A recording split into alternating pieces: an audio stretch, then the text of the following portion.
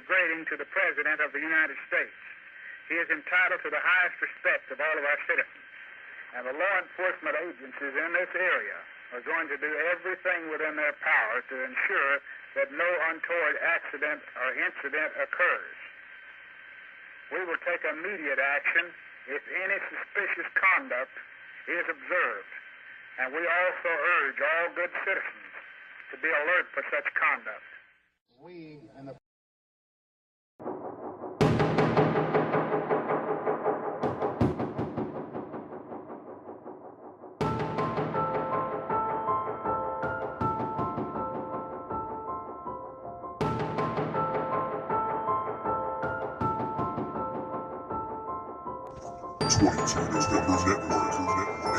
Indianapolis Media proudly present to you the Lone Gunman Podcast with your host, Rob Clark, where research comes to shine and myths comes to die. Stay tuned, be right there.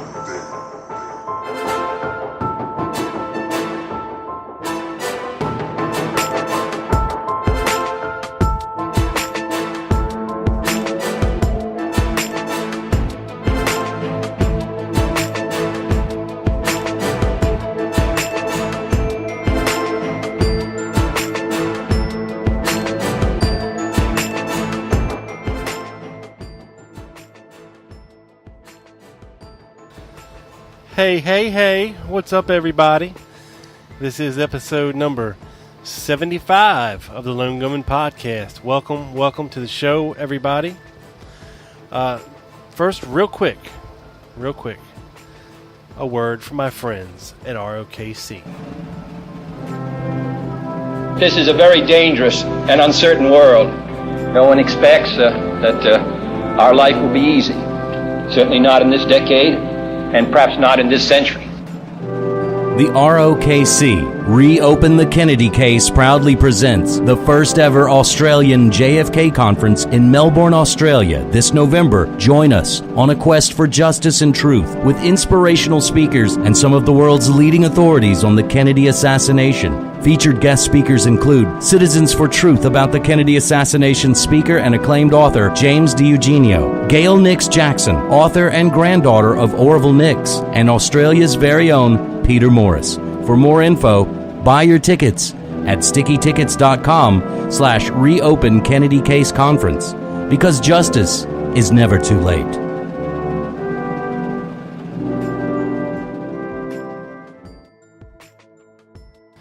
All right, my good folks, and welcome back to the show. Once again, this show is listener supported, so if you haven't had a chance to, or you would like to, head over to tlgpodcast.com and hit the donate button and kick your boy a couple bucks. It'd be greatly appreciated, and we'll go directly into making this show better. I promise you that, and keeping it on the air.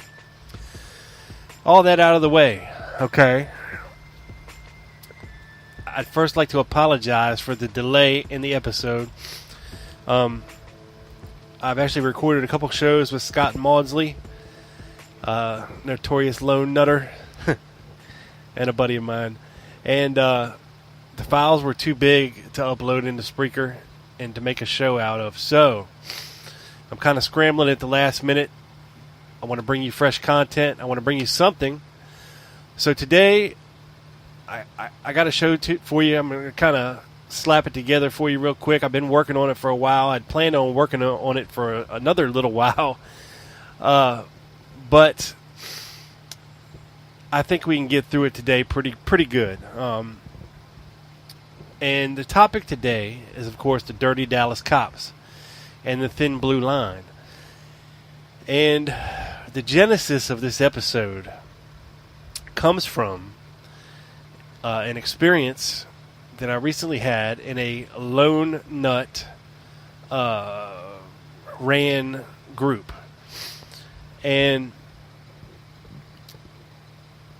I had done a show a while back called Nutter Island and told you my experiences in this lone nut group. And I was drawn back in yet again by the administrator, who shall remain nameless, very nicely. He's a good Christian man. And stupid me thought it would be different this time. Well, it wasn't. I had posted the show up in there about the PSE machine that I did with Francesca, the assassination tapes. And I was promptly attacked from 20 different directions. I didn't post it up there as evidence of anything. It's merely a link to my show where we talk about the book. But these guys were demanding, evidence and thought that I, totally backed, wholly the views of George O'Toole and his sentiments and quotes that he said, that he believed that beyond a reasonable doubt Oswald was innocent. And, I'm sure George O'Toole believed this if he believed in his machine and the results. Now, we wouldn't be talking about this all the time if there wasn't a reasonable doubt, of course. But, the assassination tapes and the PSE machine is not my personal work. It's a work of somebody else, and that somebody else has since passed on and is not able to talk to us about it. And it's not an area that a lot of people specialize in anymore. I think the company went defunct like in 2002. So, it's hard to find an expert on all this. Now, there was something called the Cubis study that was done to try to debunk the merits of the PSE machine. And, of course, this study was backed by the APA, the American Polygraph Association, whose very existence was threatened by this machine, or the existence of this machine.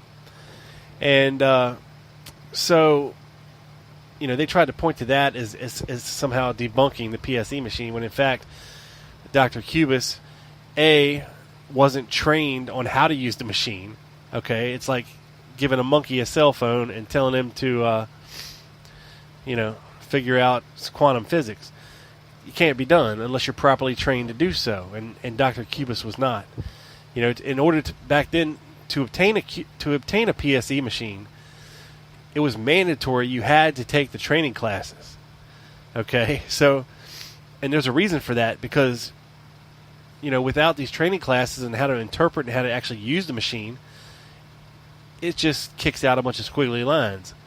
And you need to know how to line this up with the questions and all this and what exactly the inflections mean. So that's a problem. And, of course, the study was backed by the APA. That's another problem. And the other problem is that the audio that he was using to test was of a poor quality. Now, in order for the machine to be used properly, you need crisp, clear audio. George O'Toole, he told us in the book that he was trying to analyze Marina's Warren Commission testimony. They had come across a plastic disc of it in the archives, and it was the only one that was recorded. But the audio was of such poor quality it could not be used to determine anything. Okay? So, all these factors taken into consideration, the PSE machine has never been debunked. Okay? Now, to get where we are now. Okay, of course, that little thread, evolved into my personal beliefs, this, that, and the other, and whatnot. So I told him what I thought about the Tippit shooting, and how I believe it was Larry Crayford who had been impersonating Oswald, who actually ended up shooting Tippit. Now, if you're new to the show and you don't know what I think about J.D. Tippit, go back and listen to the show called The Ballad of Larry Crayford, which you can find at tlgpodcast.com or my Spreaker archive. I explained this to him, and, everywhere I turned with my theory, there was always one problem with it that I couldn't seem to get over or get past or convey properly how it could have been done. And that is, of course, how, if I thought Crayford was the murderer, how he supposedly got Oswald's gun to commit the murder with, and then how did it possibly get back on Oswald at the theater? Well, there is a theory for that. There's actually two possibilities, or actually three, now that I think about it. The first opportunity being, okay, if you go back and look at the radio logs from that day, Gerald Hill had a suspect cornered in the Abundant Life Church there at 10th and Crawford. And, you know, he radioed that in, that he had a suspect in custody in the church. And then a couple minutes later, he came back across the radio and said, "Never mind, wrong suspect. It's not our guy." Okay? That's the first place that potentially the killer of Tippit, Crayford, could have handed over the murder weapon to Gerald Hill.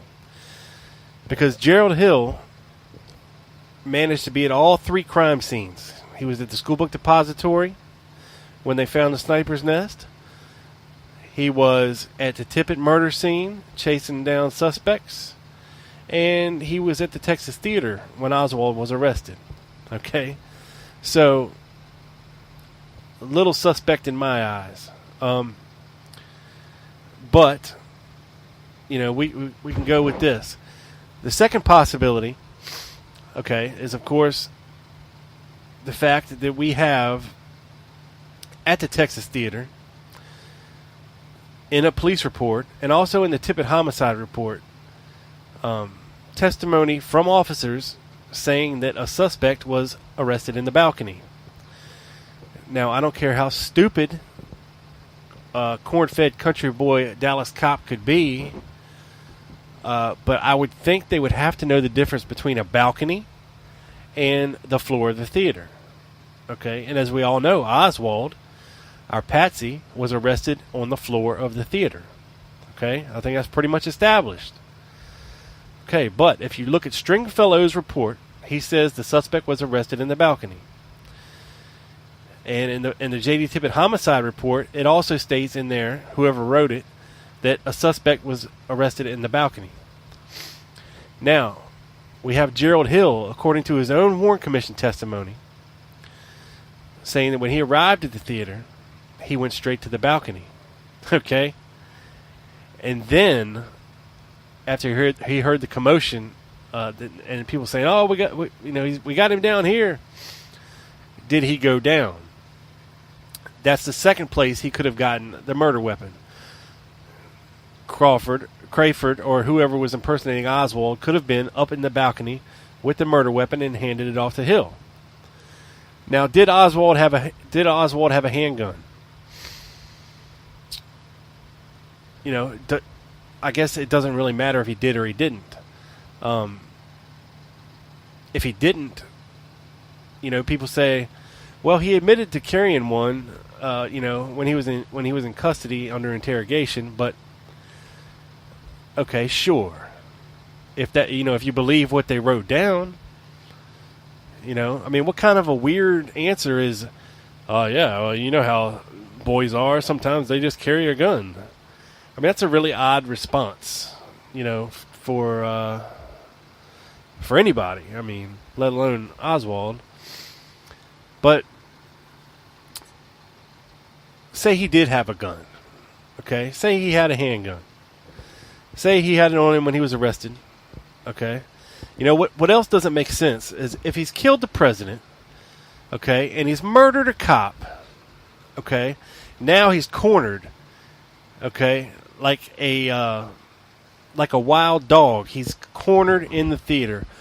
As soon as he saw a cop come in that place, why wouldn't he have pulled his gun immediately and started shooting? Why?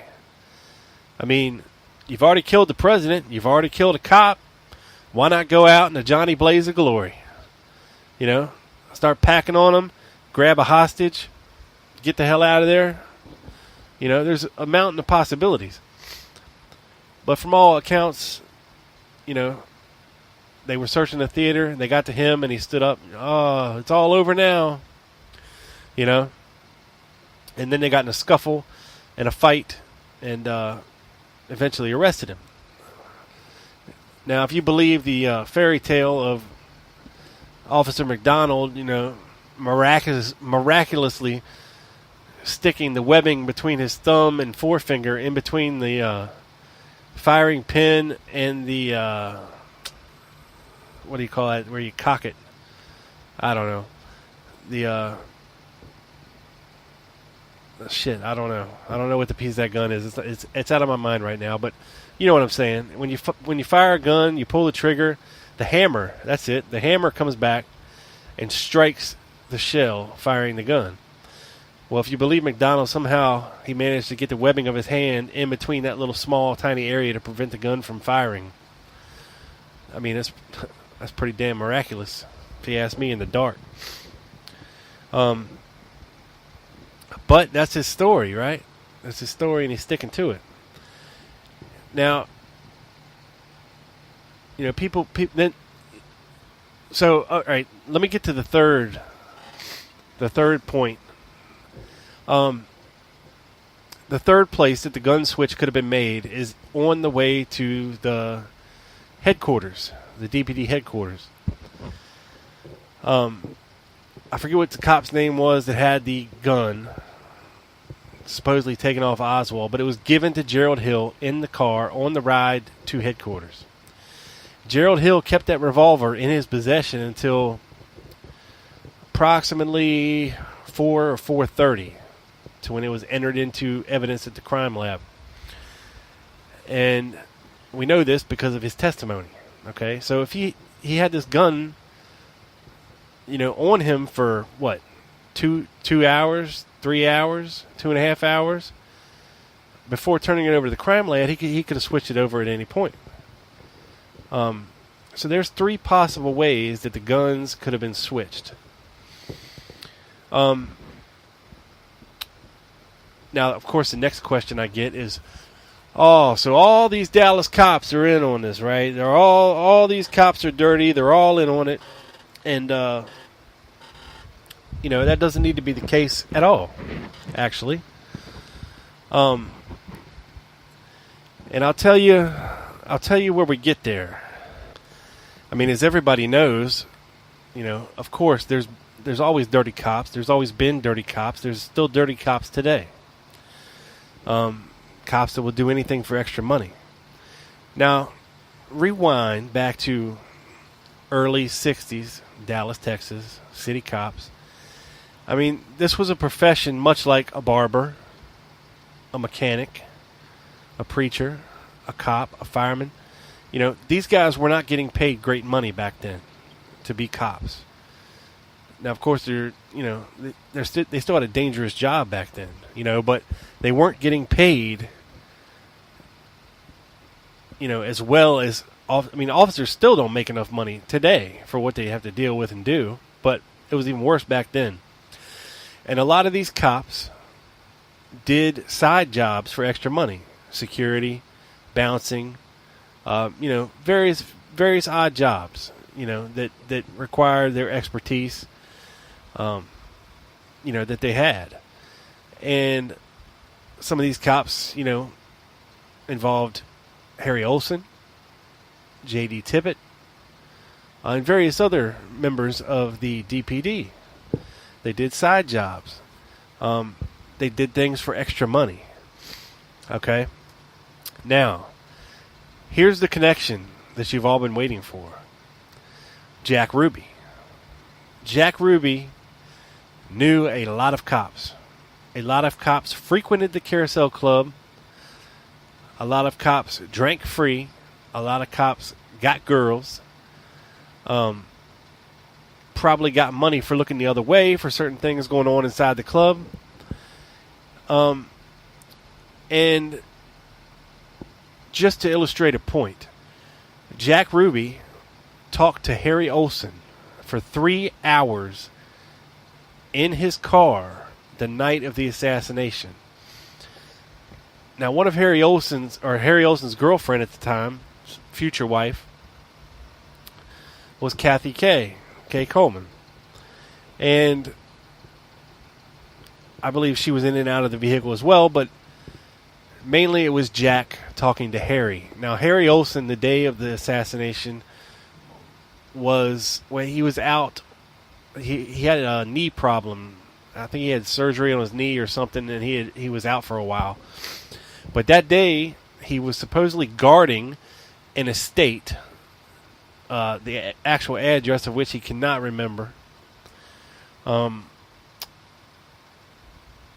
And was in the general vicinity. Now, his girlfriend's house was actually right over by the Tippit assassination site.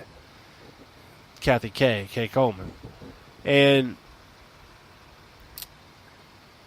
for the life of him, Harry Olsen couldn't remember where this place was, or exactly who referred him to do this job, because apparently it was another officer's gig who gave it to him. But either way you cut it, okay, all Jack Ruby would have needed was one person on the force, and one cop who knew, who the dirty cops were, who would do things for extra money, okay? Now, in my scenario I laid out in the Larry Crayford episode, all Tippit had to do, was wait at the Glocko station at the end of the Houston Street Viaduct for Lee Oswald to come a-walking on by as he was going home. And he would have confronted him and shot him, and he would have been a hero. And he would have made some money. Okay? So it's a win-win-win situation for J.D. Tippit. Now, Tippit knew something was up that morning because he told his kids that he loved them. No matter what happens today, just remember I love you. And he never said anything like that, before. But that day he did. Now, we know Tippit from testimony was waiting at the Glocko station in his car at the end of the Houston Street Viaduct, where it meets Beckley. But Oswald never came that way. Maybe he was supposed to. Maybe they thought he would because it was the shortest route home. But for whatever reason, he did not. Which I believe sent Tippit into a panic. Okay? Now, Tippit doesn't have his guy. Now he's running in the Top 10 record store, which is across the street from the Texas Theater, making a phone call, not saying nothing to nobody, and running out. He's pulling over cars, frantically looking inside of them. Okay? He's stopping people on the street that fit this guy's description or that look like this guy, Oswald. Now, is it out of the realm of possibility to think that, while it might have been a difficult decision for J.D. Tippit to actually make, that he wouldn't make it? I mean, all right, look, you get extra money. You get to be the hero. You get to be the killer of the assassin of the President of the United States. Your name will forever live in infamy. Who wouldn't do that? If they wanted, if they were a little dirty, they wanted to make a little extra money. Because by all accounts, Tippit was living a little bit outside of his means, as far as his house and his cars go. And then, of course, he had kids and a wife to look after. So, he would have probably taken the opportunity. And we know Tippit worked extra side jobs, balancing in security. So it's not out of the realm of possibility that he would have done something like this for some extra money. Because actually, when you stop and think about it, it's a win-win for him. Okay? All he has to do is kill the dude who killed the president, and he's a hero. Plus he gets paid. Okay? Not that hard. Not that hard. Now, the plan goes awry. Okay? The plan goes horribly awry. And Tippit ends up getting shot. Now they have a suspect on the loose. Now they don't exactly know where Lee Oswald is. And what's interesting to me is we have a squad car at Earlene Roberts' house. Okay, while Oswald is supposedly inside changing his clothes, she states that she heard a little tit-tit, tit-tit on the horn, and she looks out, and she believes it to be car 207 with 2 uniformed officers inside, or 2 people inside. Now, Earlene Roberts has bad eyesight, but she can clearly make out it's a cop car, vaguely the numbers, and vaguely 2 people inside. So, now, obviously, the car doesn't wait very long there, because it's gone by the time Oswald exits the rooming house and is seen waiting on the corner of Zhang's, last seen there by Earlene Roberts. Now, Earlene Roberts is another strange case. She apparently, I don't know if because of all this or in spite of all this, she ended up, I think within a year of all this happening, she just kind of dropped off the face of the earth. Nobody seems to know what happened to her. So, we have this little conundrum, okay, that, okay, possibly, if you're gonna have something like this happen, okay, and maybe Harry Olsen set it up, maybe he didn't, I don't know, okay, but you're gonna run it up the flagpole so far to a superior, just in case something were to go awry. Be like, look, I got this thing going on. If something happens, this is what's going on. In order to cover tracks. Now, I'm not saying, because I firmly don't believe that Jesse Curry knew what the hell was going on. I don't. Now, I think it ended at Fritz. I think Fritz had to know exactly what was happening here. I think Sergeant Hill had to know what was happening here. Captain Westbrook had to know what was happening. And then Will Fritz had to know what was happening. And I think it went up the ladder that way. Like when the shit hit the fan, when Tippett got killed,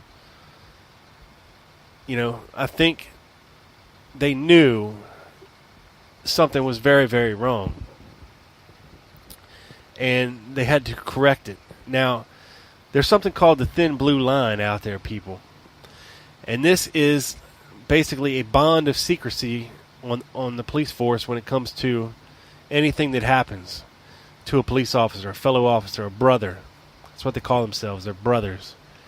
And they will lie for each other. They will cover for each other. They will do whatever it takes. Okay? When something goes wrong or something goes down, it's called the thin blue line. And they will cover for each other. They will lie for each other. And when you look at it from the big perspective, okay, the eyes of the world are on Dallas, Texas. Okay, the President of the United States just died in your city. Okay? You better come up with a suspect pretty damn quick and get him in custody. All costs, no matter what, do it.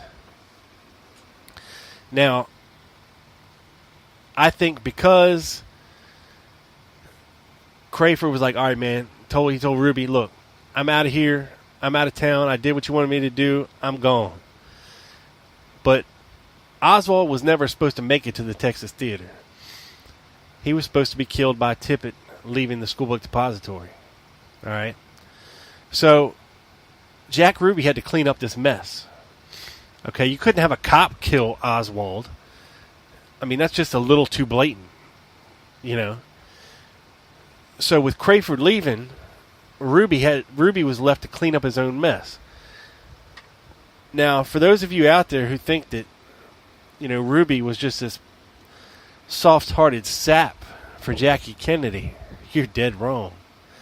When it comes to Jack Ruby, he was quite possibly involved in the mafia, quite possibly controlled by extreme right-wing interests.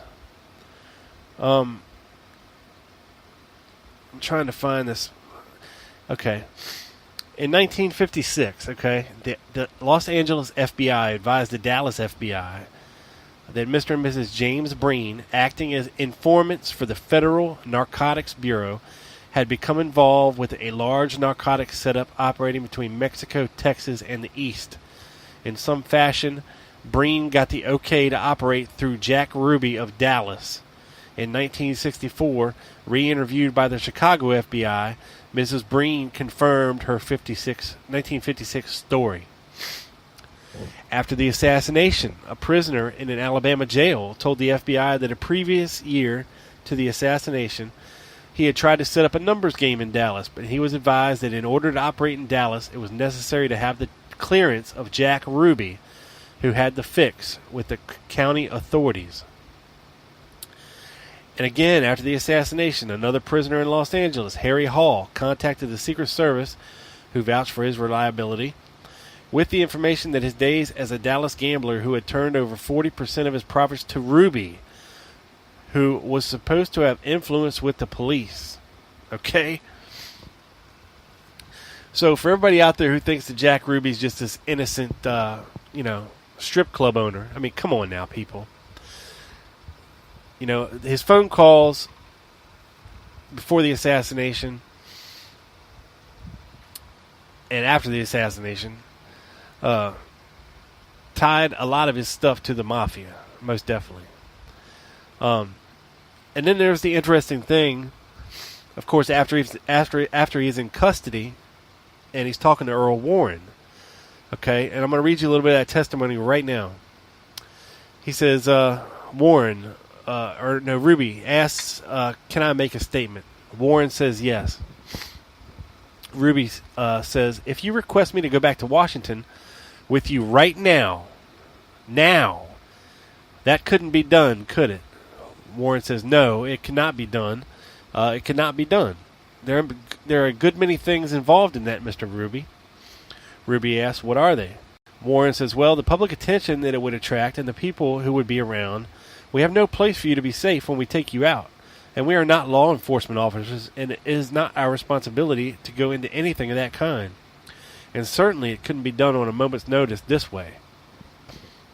Ruby says, gentlemen, my life is in danger here, not with my guilty plea of execution, i.e., not because of killing Oswald.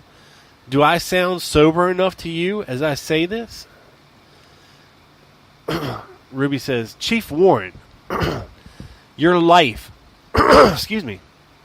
your life is in danger in this city. Do you know that? Warren says, no, I don't know that. If that is the thing that you don't want to talk about, you can tell me if you wish when this is all over, just between you and me. Ruby, no, I would like to talk to you in private. Warren said, you may do that when you finish your story. You may tell me that phase of it. Ruby says, I bet you haven't had a witness like me in your whole investigation. Is that correct? Warren says, there are many witnesses whose memory has not been as good as yours. I tell you that, Jack, honestly. Ruby, my reluctance to talk. You haven't had any witnesses in telling the story and finding so many problems. Warren, you have a greater problem than any witness we have had. Ruby, I have a lot of reasons for having those problems. Okay? So, you know, a lot of people on the whole Johnson did it camp. Okay, they kind of summarize and shorten. They clip size what Ruby says to form to their agenda. That he wants out of Texas, because he's scared of Lyndon Johnson. But he's asking to be taken back to Washington, okay, where Lyndon Johnson is now the president, okay? So, why would he be doing that? Well, if you go back to the night of the assassination or the early morning hours of the day after, where he grabs George Senator and Larry Crayford and makes them go around and take pictures of these impeach Earl Warren signs and this anti-Earl Warren sentiment stuff that these extreme right-wingers, okay, have put up all over Dallas, then it becomes quite apparent that, to me, Jack Ruby is scared to stay in Dallas because of them, not because of anything else. Okay, he knows these John Birchers are crazy. Okay, he knows this. They're extremely violent people. They have extremely violent friends, and they have weapons. Okay, he wanted to get the hell out of Dallas for a reason. And he was trying to tell Earl Warren that his life is in danger being in Dallas. That something could possibly happen to him. Now, Gerald Hill, and I'm taking this from Gokay Hassan Youssef's article about Gerald Hill, Part 2. About Gerald Hill, that he has demonstrably lied about informing Captain Will Fritz of the location of the sniper's nest. He demonstrably lied about asking Deputy Luke Mooney to guard the crime scene and calling out down to the street for the crime lad to be sent up. He demonstrably lied about informing Lieutenant Carl Day of the location of the sniper's nest. He demonstrably lied about how he traveled to the Tibbet scene. Was almost certainly lying when he claimed to commandeer Officer Poe's car and then used Poe's car to search the vacant two-story houses for the suspect. Was almost certainly lying about looking for the suspect with a witness. Was almost certainly lying about speaking to two women at the Abundant Life Temple. Was almost certainly lying about traveling to the Texas Theater with Bob Apple. Was contradicted by Sergeant Stringer as to where he was when Officer Nick McDonald shouted out words to the effect, "I've got him." Was accused by Officer Hawkins of taking the revolver from Oswald as he was being arrested inside the theater. Purportedly had his arm grabbed and almost handcuffed during the scuffle with Oswald inside the theater. Was contradicted by Detective Bob Carroll and himself as to when he was allegedly handed the revolver by Carroll. Okay, now all these things, and it's a great article by Hassan Youssef. Just Google Gerald Hill, and you will find it from the Lone Gunman Myth blog that he does. It's a great article. All that, okay, adds to the mythos of Gerald Hill and the problems that we're running into when you are in cover your ass mode. Okay? As soon as Tippit was dead, they knew something had gone wrong and something was wrong. I think when Tippit died, Harry Olsen ran over to the scene as soon as he found out, to notify, a senior officer on site, Gerald Hill, exactly what had happened and what was going on so that they could properly cover it up. Because when you have dirty cops, especially involved with the murder of a president, and like I said, the eyes of the world are on the Dallas Police Department. Okay, you don't want to look bad. Okay, you can't look bad. You would do anything whatsoever to cover up looking bad or cover up any of your officers being involved in this whatsoever. And I think they did a pretty good job of it as quickly as they did. Now, I'm going to play you an interview with Gerald Hill. And you can hear it in his own words. And this interview was done on November 22nd, 1963. And you're going to hear some interesting anomalies that don't match up to the official story. And I will see you on the other side.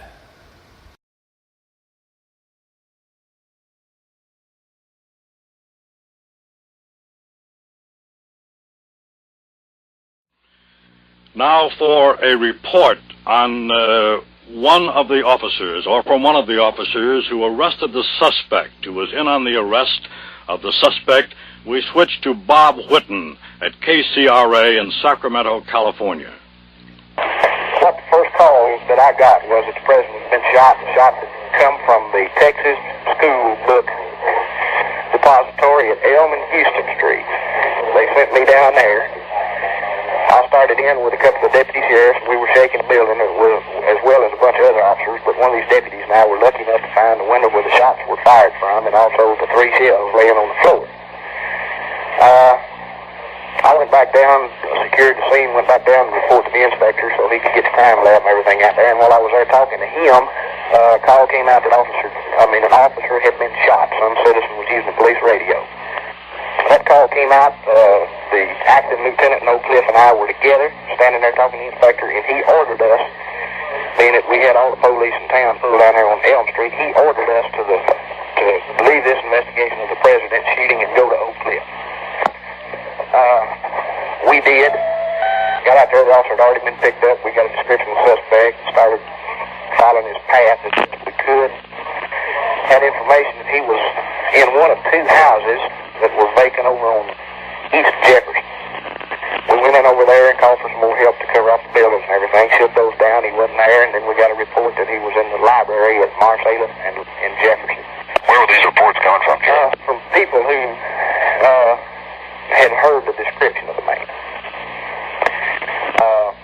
Then when we got to the library and found out that was another false alarm, the 3rd call came in that he had been seen entering the Texas Theater.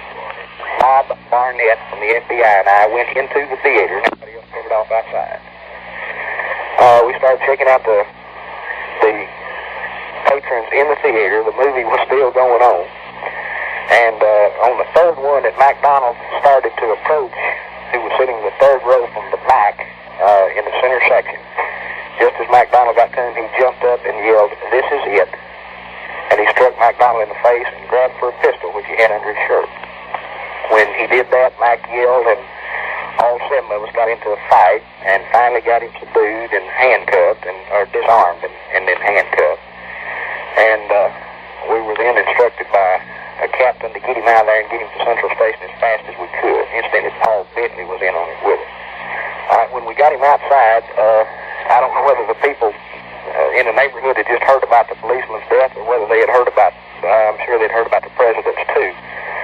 But there were some 600 to 800 people outside yelling, "Kill him," and this, that, and the other, and some more officers had to be pressed into service right quick that didn't actually have their hands on him to force the crowd back so we could get him in the car without anybody touching him. We brought him down and turned him and the pistol and everything over to Captain Fritz. The boy that we apprehended for shooting Officer J.D. Tippett is an employee of the book factory where the shots that killed the president were fired from. He was seen on the floor below the window where the shots were fired some 15 minutes prior to the shooting. He was a former U.S. Marine marksman who defected to Russia in 1957 and returned to the United States approximately a year ago with a Russian bride, I understand. He did admit in the interrogation a while ago he was an active communist. He has not admitted the shooting of the president or the governor or the police officer, but a gun was found on the 6th floor where it had been hidden that I have been told, and I can't verify this either way, was made in Argentina. The man, I understand, has resorted to violence before and possibly shot another policeman somewhere.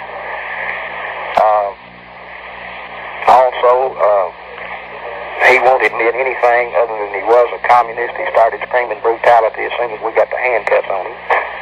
And when he got down here and was talking to Fritz and them, the only thing he said is, when I told you I was a communist, I admitted everything. I'm going to tell you your words to that effect. And I want a lawyer. I demand my rights. But circumstances being as they are with all the other situations together, I firmly believe that we got the man that killed the President of the United States. Jerry, did you talk to him any? Bob, he's very arrogant. we offered him an opportunity on the way to the station. We told him there were going to be a large number of photographers there, and we quite naturally, automatically, everybody thinks brutality when that if you catch a cop killer, you know. We told him that that there would be photographers there, and if he wanted to hide his head, we would hold him loose enough. We were going to hold him, but he could bend over and hide his face against his chest, or just bend over where they couldn't get a clear view of him or anything like that. This he refused to do. While he would not admit anything, he seemed very arrogant and proud of what was happening to him. Didn't show any sign of nervousness at all? Didn't show any sign of nervousness at all. Continually made threats against the officers all the way downtown, and I rode in the car with him about the brutality and his rights, and made the statement when we started questioning about killing the officer. He made a statement. He said, "I don't have to tell you all anything." What kind of a weapon did he use to kill the officer with, Jerry? 38 snub nose. It was fired twice, and both shots hit the officer in the forehead. What are they going to do with him now? Captain Fritz, Secret Service, and the Rangers and the FBI have all questioned him. And the halls out here are working live with people, quite naturally. And they moved him upstairs for a little while. And I'm sure that later they'll bring him back down and interrogate him some more. But they wanted to go out to his house and check, find his car and all that stuff, and see, if they could find any more things that would tie him in.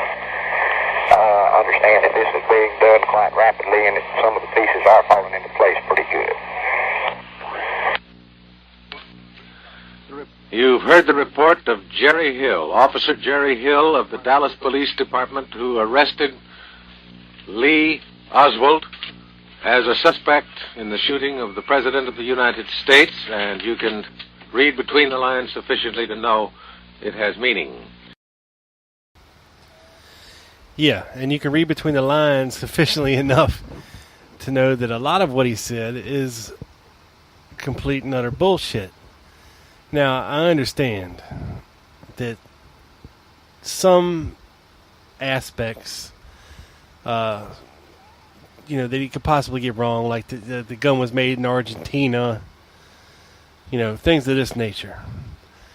But he seemed pretty damn sure when he said that Officer Tippit was shot twice in the forehead. And that's it. Now, we know that Tippit was actually shot 4 times, 3 in the chest and once to the head.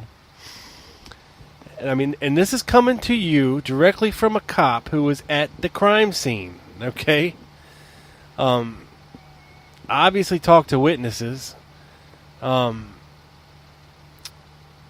Now, I know Tippit's body was gone supposedly by the time Hill got there.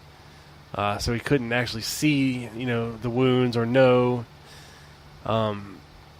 exactly what transpired. But he seemed pretty damn sure of himself when he said 2 shots, two to the forehead.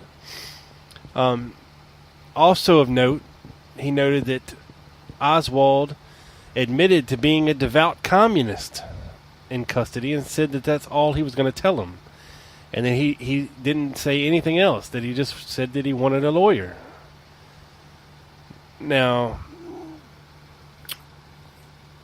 I don't think Oswald ever admitted to being a communist. He was always said he was a Marxist. That's strange. Also of note in that interview is what he leaves out on the 6th floor. You found the sniper's nest, you found the 3 halls. Well, what about the bag? What about the bag that was laying there? The big rifle bag, the huge, gigantic 4 or 5 foot bag they carried out of there that was supposedly found right beside the sniper's nest. They didn't mention that at all. And curiously, he says that Oswald was seen on the 5th floor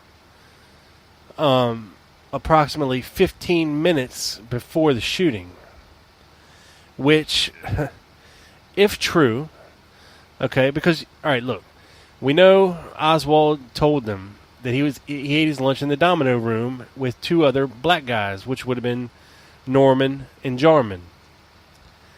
Now, and Bonnie Ray ate his lunch on the 6th floor by himself. Now, we know that the 3 black employees ended up on the 5th floor watching the motorcade. So, what if, okay, after Oswald, Norman, and Jarman ate their lunch on the 1st floor, in the domino room, that they went up to the 5th floor, okay? And, what if, about right before the shots or whatever, they told Oswald to go up and get Bonnie Ray and tell him to come down to the 5th floor. What if all 4 of them were on the 5th floor at the time of the shots? That's certainly something they would want to lie about. Jarman and Norman admitted to eating lunch in the domino room. Bonnie Ray admitted the lunch was his up on the 6th floor. We have pictures of Norman and Jarman on the 5th floor hanging out the window. So maybe things aren't quite what they seem here with all this. Now, like I said before, it doesn't need to be a huge, fantastic conspiracy of the cops. It doesn't need to involve a ton of police officers. Okay, we got Gerald Hill, who is at all 3 crime scenes. He has access to the evidence on the gun and on the 6th floor. And there's also a disappearing wallet at the Tippit murder scene containing Lee Oswald identification. Now, separate apart from those directly involved in the aftermath of the assassination, but on a parallel journey, we have Gus Rose, who was sent to investigate Irving, the pains in Irving, and then also participated in the search for Frazier, and was also present for the Frazier lie detector test. Now, there was a lot of lying going on between these cops when it comes to the lie detector test, as evident in the assassination tapes, where we learned that a lot of these guys are lying. Gerald Hill, R.D. Lewis, the guy that gave Frazier the lie detector, denied doing it. Okay? And then for the HSCA, he suddenly remembers doing it. And Gus Rose said, "Oh, Frazier passed with flying colors," And Captain Westbrook, he's at all 3 crime scenes as well. I already mentioned Harry Olson talked to Ruby 3 hours the night of the assassination, accounted for the day of, supposedly guarding an estate, whatever that means, near to the Tippit murder scene, and dating one of Ruby's dancers, Kathy Kay. And he's let go from the Dallas Police Department in December of 1963. Of course, Tippit took on extra jobs. We know he lived beyond his means. His actions demonstrate that he was hunting Oswald, starting from the Houston Street Viaduct right after the assassination. Fritz, had to know. Question Oswald. Curry, I think, didn't know anything. I think he was more of a figurehead of the DPD. He wasn't really involved in the interrogation of Oswald or the investigation of the murder. He's more like a president of a company. He didn't do the menial stuff. He would have had plausible deniability. And I mean, the man granted interviews. I was listening to a half-an-hour phone interview that Jeff Meek, a researcher who was staying at Mary Farrell's house back in the early 70s, recorded. About a half an hour long, and he just cold called Jesse Curry and said he wanted to ask him some questions about the assassination, and Curry said, "Sure, I'll answer him." And he did, but he didn't throw any of his cops under the bus. He does admit that he thinks that a shot might have been fired from the grassy knoll because of what the Zapruder film shows, and that some of his officers were, his motorcycle officers riding to the left and right rear of the motorcade were sprayed with blood and brains. Okay, that generally doesn't happen with a shot from behind. And Jesse Curry also stated that they really hadn't. They couldn't put Lee Oswald up on the 6th floor at the time of the shooting. So, I mean, there you go. If Lee Oswald had taken this gun to work disassembled in a paper bag. He would have had to put it together. His fingerprints would have been all over all parts of that gun when from putting it together. It just doesn't make sense. And now you got to remember, originally the DPD crime lab found no fingerprints on that rifle. It was only after they sent it to the AI that they found a palm print under the barrel. Now, if that's the only thing on there, the only supposed print that Oswald left on that gun, I mean, that's a miracle. I mean, imagine all the parts of a gun you'd have to touch to assemble one, okay? In a hot, cramped space. It just doesn't hold water for me. Now, we also have Roscoe White to account for. And I understand that there's a lot of animosity toward his story. And I can understand that with the whole Ricky White and Geneva White fiasco in the early 90s. Faking the journal and all of that mess. But you have to remember, after Roscoe White was injured fatally, he didn't die instantly, okay, from his wounds that he sustained in the fire at Leslie Welding. He did hang on for a couple days, badly burned. And he gave his pastor a deathbed confession that he was involved in the murder of John F. Kennedy. And, there was a lot of stuff found in his little capsule, including a pose of the backyard photo that had never been seen before. Certain things like this you can't get around without calling this pastor a liar, which is a man of God. He has no motive to lie. Okay, I can't see a pastor or a preacher lying for any kind of notoriety or money. It just doesn't make sense. Now I understand all of the later stuff with Ricky and Geneva and all that. Maybe was a little on the uncouth side, but he would have come in handy. I mean, this was a guy that was in the Marine Corps at the same time Oswald was. And did he know him? I don't know. He may have. It's possible. They were at Itsugi at the same time. They rode over on the same boat, the USS Bexar. It's possible. They're both from Texas. They might have known each other, ran into each other, became friends. Who knows? But he would have been a good guy to have on the inside, and the timing of his employment is suspect. It's mid-October when he joins the force. Same time approximately that Frazier and Oswald get jobs at the TSBD.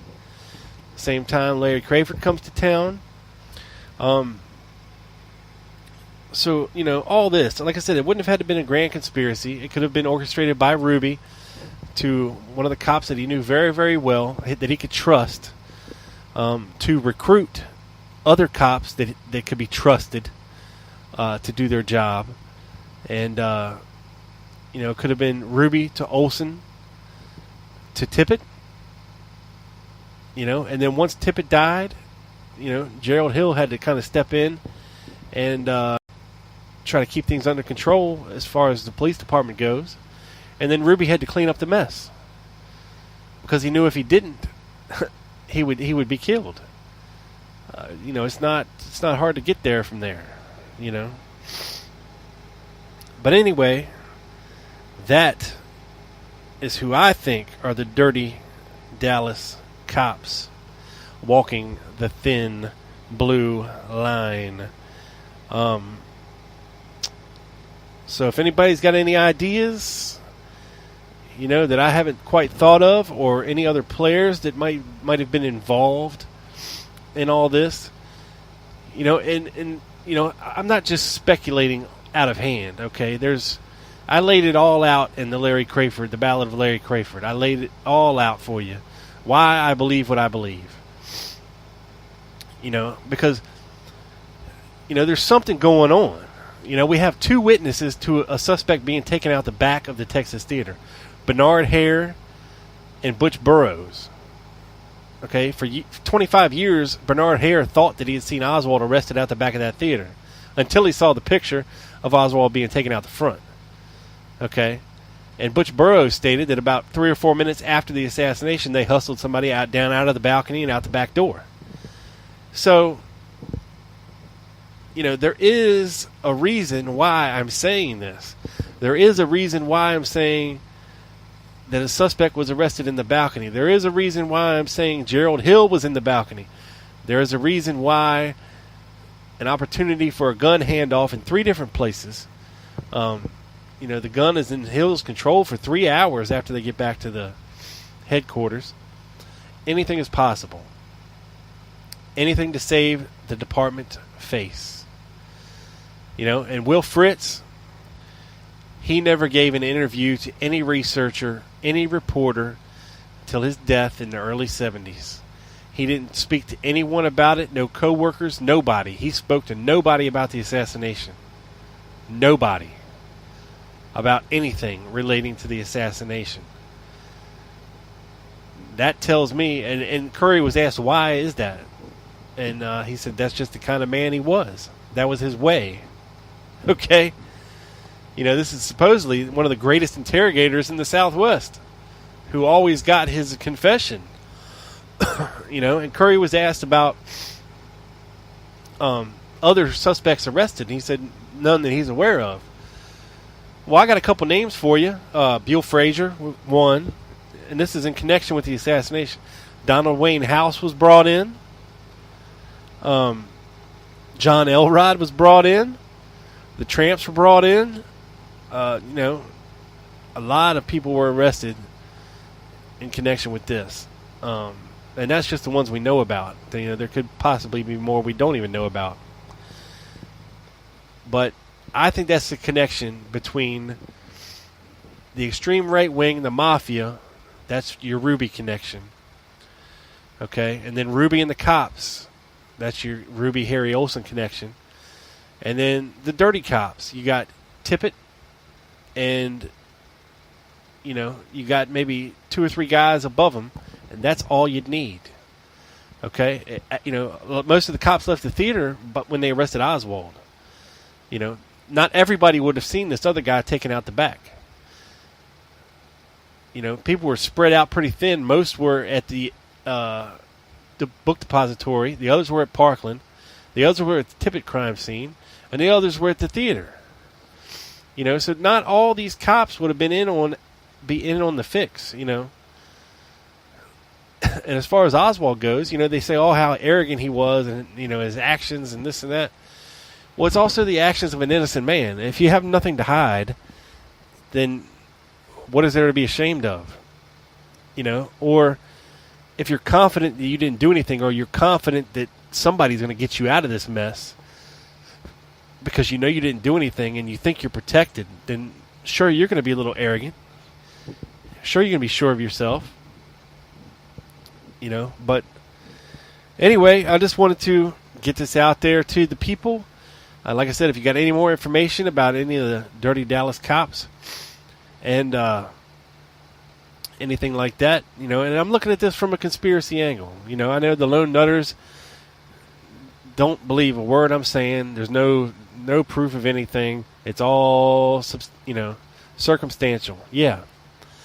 But you got to come up with a scenario that fits the situation. Okay? And you have to take everything into consideration. You can't just leave out the parts that don't fit. Okay? That doesn't work either. All right? So my apologies go out to Scott for the shows that we could not get on the air. The file size is simply too big to get on here. In the future, hopefully we can remedy that problem. The third time's the charm, buddy. We'll have to do it soon. But everybody out there, I got some great guests on the horizon coming up. Some great topics coming up. So make sure you're coming back every week for more Lone Gunman Podcast and your boy Rob Clark. Make sure you're checking out my buddies, okay? Doug Campbell over at the Dallas Action. You can find it on Spreaker, Stitcher, Facebook. 22 November Network. Check it out, people. The Ocelli Effect over on American Freedom Radio. Every Tuesday, Thursday, and Saturday night. 7 to 9, live. Chuck Ocelli, my buddy Carmine at Two Princes and a King. That's TPAAK.com. Book, hopefully to be out later this year. Okay, he's got a great site, a great research site, a great resource site. Check it out. My buddy Will at JFK Primary Sources. That's primarysources.wix.com/home. Okay? If you want to start researching on your own, that's the site you need to go to start. Okay? You know, you can read all the books in the world, but like I said before, and I've told you before, things get perverted over time. So it's always good to go back and get your own information directly from the source. Do the legwork, people. You're never going to learn anything listening to other people. Okay? You need to do the legwork for yourself. That is how research is done. And that is the only way we're ever going to get anywhere in this case. So thank you, everyone out there, for listening to the show this week. Once again, head over to tlgpodcast.com, where you can find a lot of the back episodes. You can find a button to the Spreaker archive. Okay, there's a button there for the ROKC conference to get your tickets. Book now, save money. Okay, it's that simple, people. That's simple. All right, this sumbitch is in the can, beamed up to satellite, down directly to your ears, people. This is your boy Rob Clark on the Lone Gunman Podcast.